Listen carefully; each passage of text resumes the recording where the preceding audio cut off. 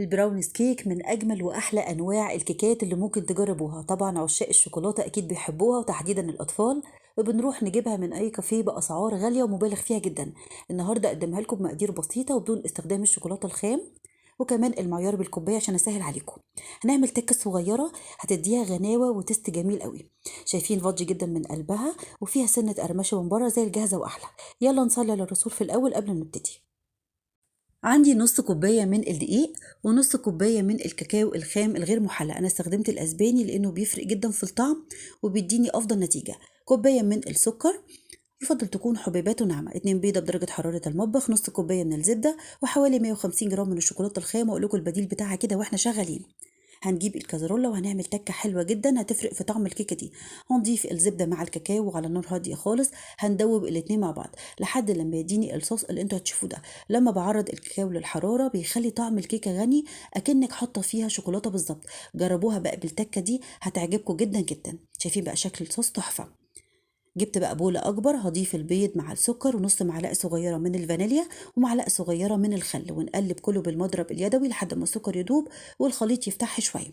حابة تستخدمي السكر البني، لو متوفر عندك بديل السكر الأبيض مفيش مشكلة، أو تعملي نص كوباية ما بين السكر الأبيض والسكر البني اللي عندك اشتغلي بيه. خلاص السكر داب شوية، هضيف معلقة كبيرة من الزيت، يفضل تكون نوعيته كويسة، وآدي بقى صوص الشوكولاتة التحفة اللي احنا عملناه. متأكدة لما تجربوها بالتكة الصغيرة دي بجد هتفرق جدا في الطعم وهتاكلي أحلى كيك براونز. هنبدأ بقى نقلب، وكل لما تقلبي هتلاحظي ان الخليط بدأ يتقل معاكي شوية بشوية. هندخل بقى نص كوباية من الدقيق على نص معلقة صغيرة ممسوحة خالص من البيكنج باودر. ما نزودش عشان الكيك ما تعلاش معانا، انا مش عاوزاها عالية. وشعرة ملح بسيطة تبرز الجمال بتاع الكيك ده. مش محتاجة بقى خلاص المضرب اليدوي بسباتيولا. هنبدأ نقلب لحد ما الدقيق يختفي تماما وكله يتجانس مع بعض. هو القوام بيكون أتقل شوية. حاولت أقدم لكم براونيز كيك النهاردة بأبسط طريقة ومقادير، واشتغلنا بالكوباية عشان أسهل عليك، كوباية الشاي العادية. لكن لو حابة تشتغلي بالجرامات، متوفر عندك ميزان يعني، هسيب لكم المقدار بالظبط في صندوق الوصف بالجرامات. شايفين بقى القوام بتاعها خطير. هسيبها بقى على جنب واجيب البلانشة ونقطع قالب الشوكولاتة 150 جرام لقطع صغيرة. ممكن تستبدلي الشوكولاتة دي بشوكولاتة شيبس لو مش عندك حاجة خالص، هي طعمها غني وخطير، بس أنا الحقيقة بحب أضيف قطع الشوكولاتة عليها. ولو مش عندك ميزان زي ما قلت لكم وحابه ان انت تعايري الشوكولاته، هتجيبي قالب الشوكولاته وتقسميه نصه وتاخدي نصه وتقطعيه لقطع صغيره. على فكره ممكن تتحكمي في المقدار، يعني حابه تزودي او تقللي في مقدار الشوكولاته زي ما تحبوا. هننزل بقى بقطع الشوكولاته كلها ونبدا نقلب الخليط التحفه ده. شايفين بقى خطيرة، كيكة غنية فضجي جدا من قلبها وفيها سنة قرمشة من بره في منتهى الجمال وسهلة جدا.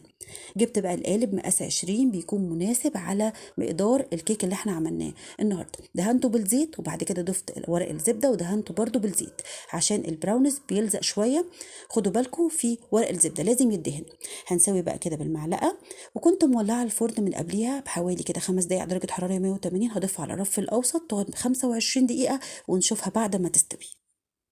خلاص خرجت من الفرن. شايفين بقى الجمال والوش المكرمش زي الجاهزة بالظبط. مع الفرق بقى انا قدمتها لكم النهاردة بطريقة بسيطة جدا جدا، يعني تقومي تعمليها على طول. فعلا طعمها غني وتحفة. ان شاء الله لما تجربوها تعجبكم. وبتتباع بره في اي كافيه باسعار مبالغ فيها. طبعا يا جماعة نعملها في البيت بكل سهولة. حابة تضعفي المقدار وتكبري القالب زي ما تحبوا. شايفين بقى السمك بتاعها مظبوط. وتعالوا بقى نقطعها بعد ما طلعتها من الصينية.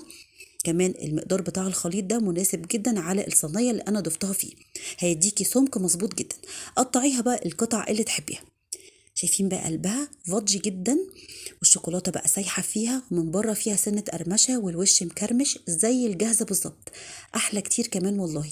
تقدري بقى تزينيها بنوتيلا، لوتس، اي حاجه عندك، ايس كريم وعليه صوص شوكولاته. بس عاوزه اقول لكم هي فعلا مش محتاجه اي تزيين، هي طعمها خطير. شايفين شكلها فاضي جدا من قلبها. لو وصلتوا لحد هنا او بقى تنسونا في خالص الدعاء ولايك وشير لو الفيديو عجبكم، وكمان منتظره تعليقاتكم اللي بتسعدني، وانكم تجربوا الوصفه وتبعتولي. متاكده هتعجبكم جدا جدا بشويه التكات الصغيره اللي عملناها مع بعض النهارده. يا رب اكون سهلتها عليكم. مستنيه بقى تعليقاتكم الجميله وصور للتطبيقات لوصفه النهارده. يلا بقى جربوا براونيز كيك، ان شاء الله هتعجبكم جدا جدا. انتظروني في حلقات جايه كتير، وباي باي.